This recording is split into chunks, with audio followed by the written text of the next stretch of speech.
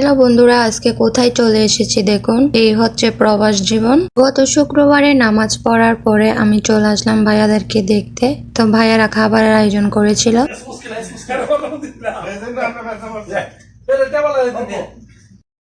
প্রবাসে যারা থাকেন তারা এভাবেই সবাই একসাথে বসে গল্প গুজব করে খাওয়া দাওয়া করে। আমি এর আগে ওরা 2-3 বার এই রুমে এসেছিলাম, তবে এই রুমে শুধু দুইজনেই থাকে, নজরুল ভাইয়া আর রিফাত ভাইয়া। এখন তো সবাই ফ্যামিলি নিয়ে আসে, তো যখন ফ্যামিলি আসে তখন তো তারা বাইরে থাকে, অনেক হাই ফাই করে থাকে। যারা ফ্যামিলি এনেছেন ভাইয়ারা সবাই কিন্তু ফ্যামিলি এনেছেন, আবারও আনবে ইনশাআল্লাহ, খুব তাড়াতাড়ি সবাই আসবে। এই যে আজকের খাবারের আয়োজন ছিল গরুর মাংস। মূলত আজকের আয়োজনটা আমার জন্যই ছিল। আমিও চেয়েছিলাম ভাইদের সাথে নিচে বসে খাবো, তবে তারা বলছিল আমি উপরে বসলে ভালো হবে।